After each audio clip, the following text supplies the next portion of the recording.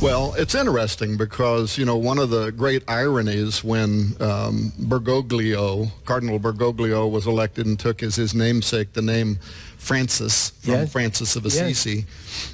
We just thought that was such a great irony because Francis of Assisi prophesied about the final pope, and he said he would be a deceiver who would lead the church astray, ultimately leading to the destruction of Rome. Well, that's actually part of the prophecy of the popes, that the city of Rome is going to be destroyed.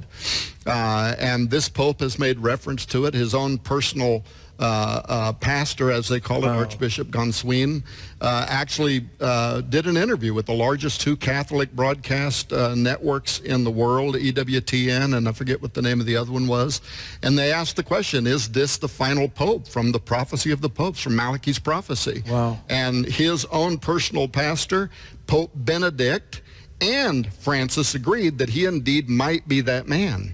And then from that point forward, he seems to literally just be following a roadmap. I mean, you asked me back in the green room, is America turning towards socialism? Well, right now we have a pope whose background is Marxism, socialism. And by the way, I think he might even play a role in this building of the third temple. Look at what he just did in the last week when he went and met with the Moroccan king, right? Mohammed VI. And they signed a statement, a declaration, saying that Jerusalem is a city for all of the Abrahamic faiths, Muslims, Jews, and Christians, except when they referred to Jerusalem, they excluded the Jewish name, the Judaic name, Yerushalayim, I think that's the way you say it. They only called it by its Arabic or Muslim name and the English name, which sent this message that, okay, you're there, but we don't really see this being the city, the future of this city for the Jews. And then, I mean, this had some of the conservative Catholic leadership in a meltdown. He then ordered Catholics in that Muslim country not to preach the gospel, not to share Christ with the Muslims, not to try to convert them to Christianity. And now you've got guys that are, the former defender of the faith for the Vatican. And he's literally using terminology in which he's referring to Pope Francis as the false prophet and Antichrist, and he's not alone in that.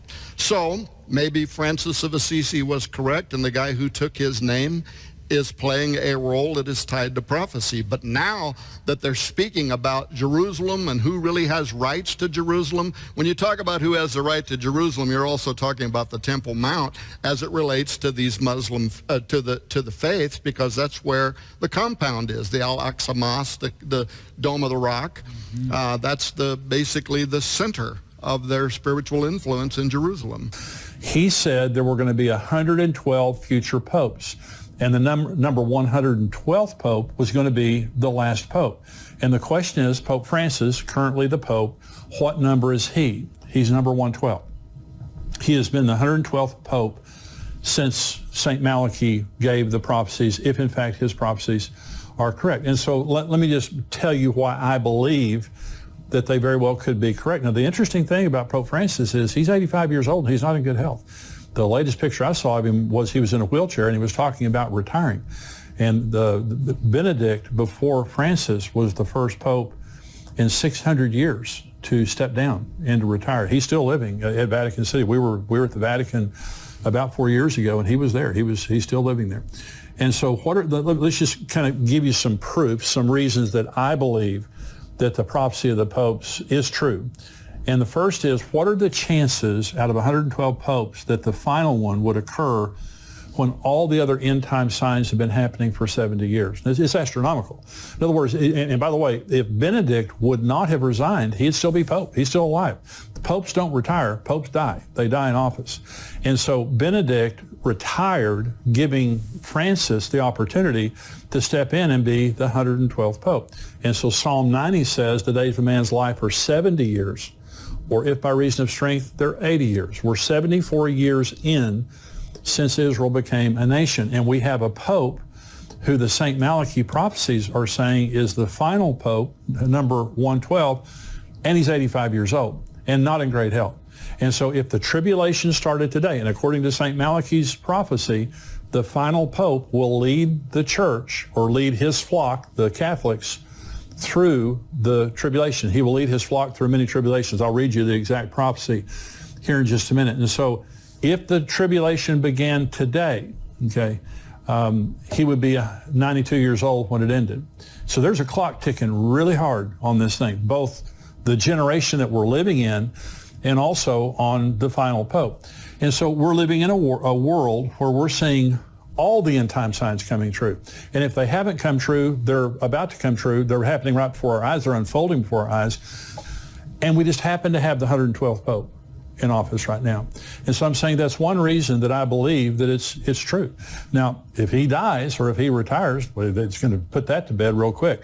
If you have a 113th pope, well, that does away with all the conjecture right there. But for right now, we have number 112 in office.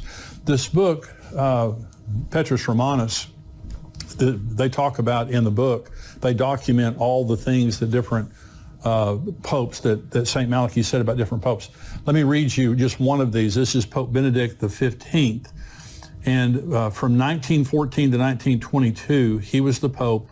And St. Malachy said of him, religion depopulated. Okay, so in other words, he didn't know his name, but he just described Pope Benedict as religion depopulated. Okay, well, was that true? Well, he was the Pope during World War I, and during World War I, the Catholic Church was devastated as far as their members are concerned, but the Russian Orthodox Church lost 200 million members because of the Bolshevik Revolution, and some were killed and persecuted. So 200 million people left the Russian Orthodox Church because during the time of Pope Benedict XV, exactly what St. Malachy said would happen. And so Pope Benedict, by the way, the former Pope before Francis, his resignation was shocking because he was the first Pope in 600 years to resign. Of course, like I said before, he's still alive, but here's the interesting thing.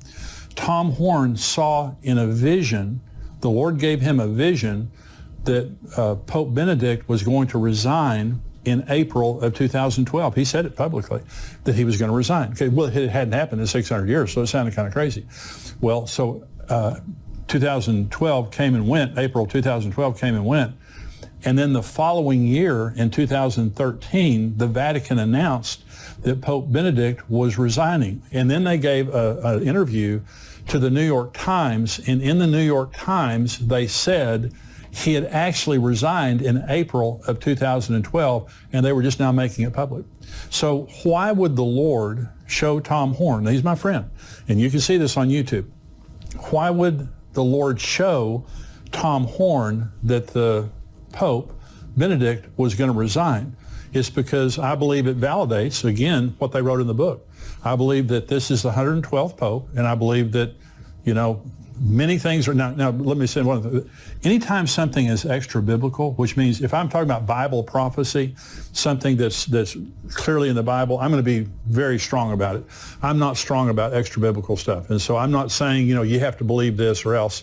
I'm just saying it's another thing out there that gets me to believe that God is up to something and we're living in the end of the end times.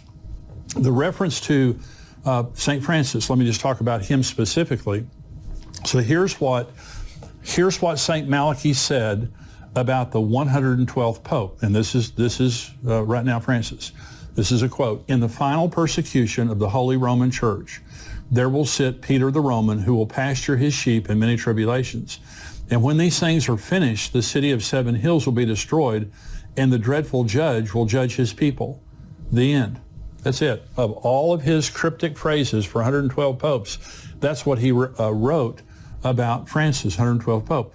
And so right now, he's saying that this Pope is going to lead his flock through many tribulations. And then the city of 7 hills will be destroyed. That's Rome. Rome is the city of 7 hills.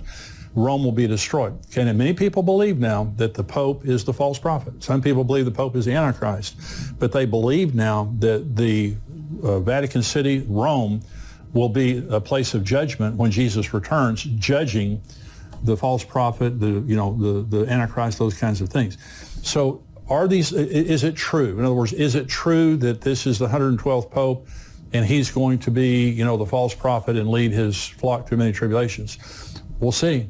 Now, by the way, when it says Peter the Roman, in this Petrus Romanus means Peter the Roman, and St. Malachy used the name Peter the Roman.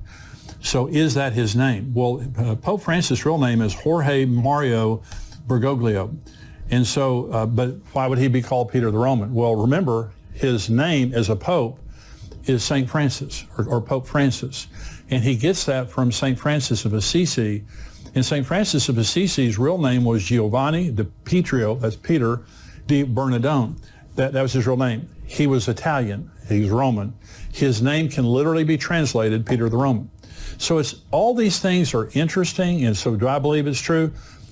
Based on what I know, I believe it's true. And again, I want to say it's extra biblical, so I'm not being dogmatic about it. But I believe it's very interesting that back in the 13th century, that we had a Archbishop of Ireland who was sickened as he went through Europe and saw the squalor and also the opulence of the Vatican. And if these things are true, the Lord gave him all of these pictures of 112 popes, and he sat and wrote it down with great accuracy in some cases, like I just showed you about the Pope during World War I. And now we have the 112th Pope sitting at the Vatican, old, and we'll see. And I believe, and I've said this before, I don't believe we're living in the end times. I believe we're living at the end of the end times.